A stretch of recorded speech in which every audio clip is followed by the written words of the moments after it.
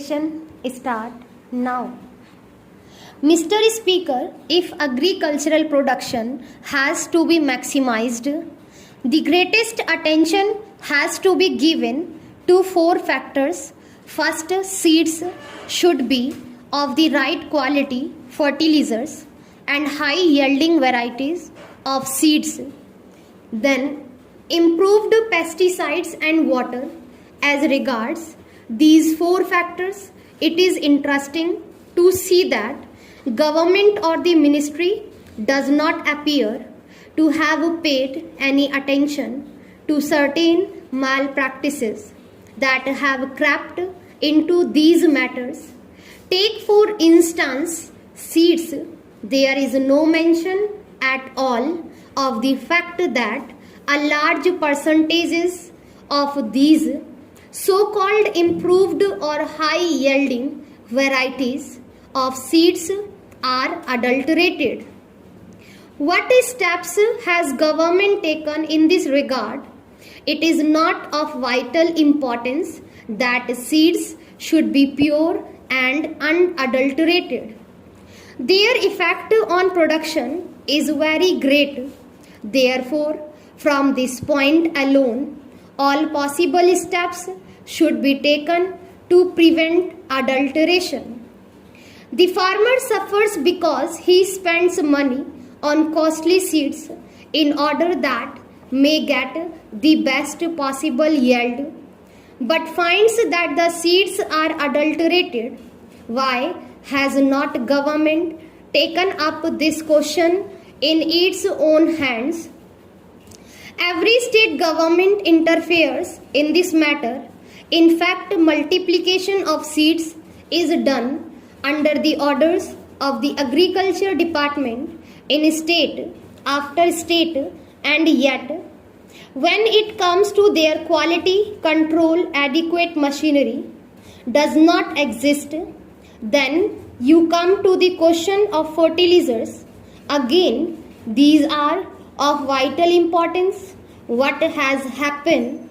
At one single stroke, government has doubled the prices of fertilizers and expects farmers to procure them in the required quantities, knowing fully well also that government fixes the prices of what they produce at a level which makes it impossible for the farmers to pay these high prices for fertilizers.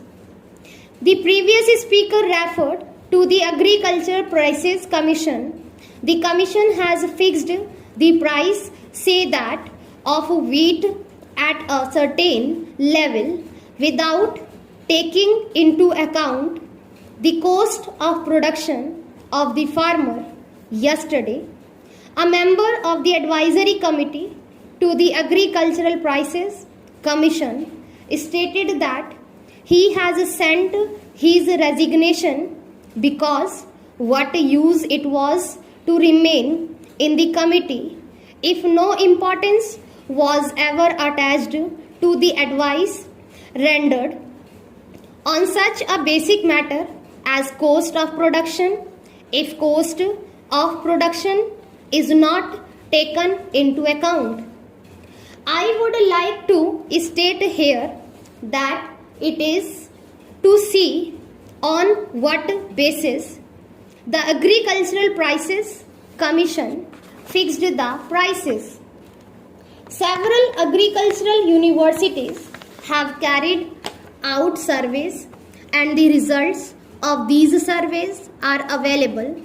Punjab University carried out a survey and other research students have also and have pointed out what the cost of production would be. For instance, in regard to wheat, they have arrived at the finding that the cost of production would be in the region of rupees 320, yet the procurement price is fixed at rupees 305. What is the justification for this? In the face of the fact that the price of fertilizer, an important input, has been doubled. The prices have increased considerably, and many types of pesticides that are in the market today are adulterated. What steps have the government taken to ensure that the pesticides that in the market for sale to the farmers are of the right quality, are not adulterated? Once, is there any machinery in regard to drugs, at least in name? There is a drug controller in every state to see that the drugs sold are not adulterated. In regard to pesticides, have not yet set up any machinery to ensure that the pesticides are not adulterated. Last but not the least important factor for maximization of agricultural production is water. They say they have programs for increasing irrigation facilities. During the fourth plan, they wanted to bring in a considerable additional area under irrigation so that they could have assured water supply. They have similar programs in the fifth plan. Why is it that a number of these projects are not completed within the time schedule that is laid down?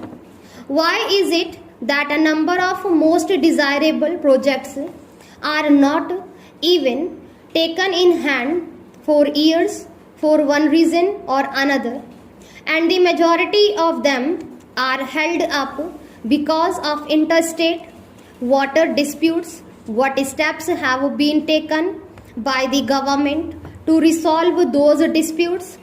They say that they have no powers.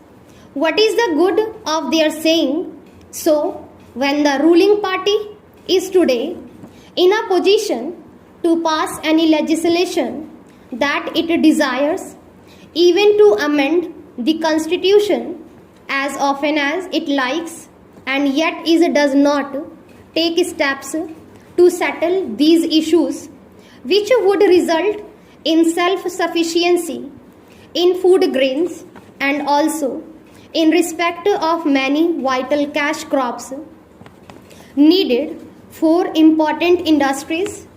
Why is it that we are unable to take any steps to settle these disputes and allow them to continue with no end in sight? A little while ago, I think a statement was placed on the table of the House saying that there was 157 projects outstanding in the scheme.